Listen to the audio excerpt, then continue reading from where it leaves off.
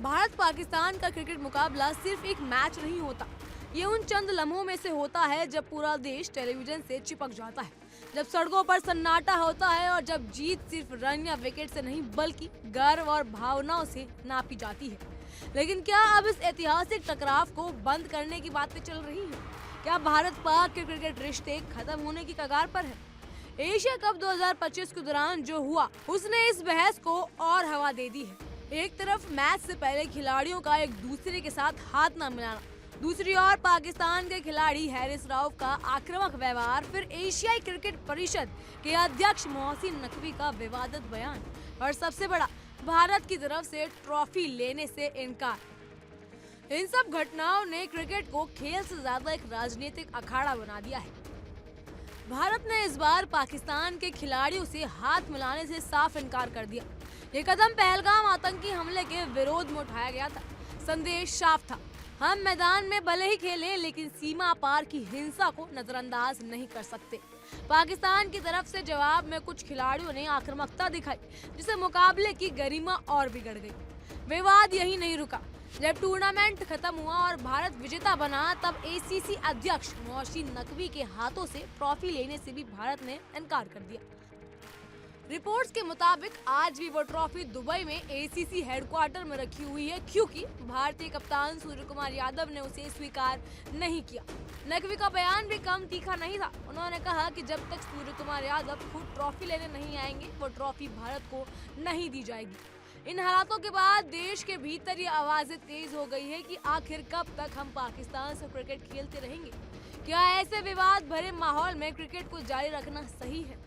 लेकिन अब इस पूरी बहस पर बीसीसीआई की तरफ से पहली बार चुप्पी टूटी है। एक बीसीसीआई अधिकारी ने इस मसले पर जवाब देते हुए कहा, बात करना आसान है, लेकिन क्या स्पॉन्सर इसके लिए तैयार होंगे?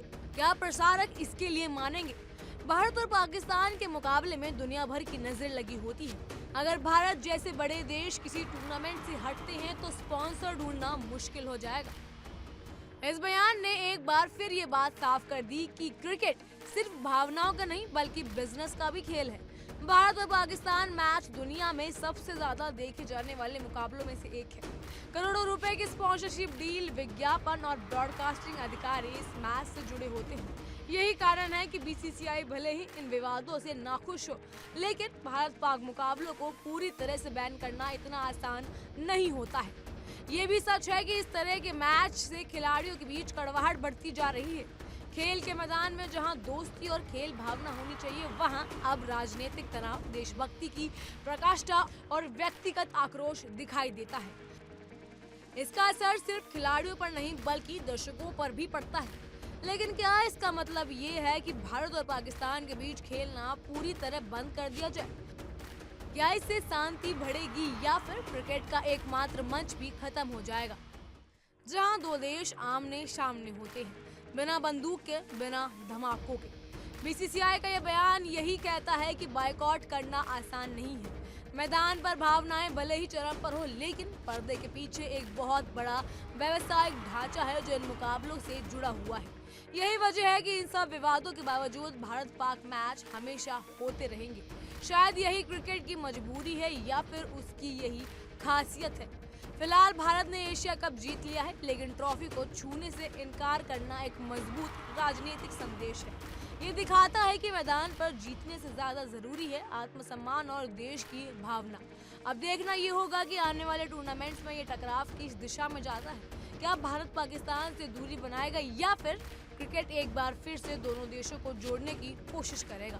फिलहाल के लिए इतना ही। तमाम खबरों के लिए फॉलो कीजिए इंडिया डेली।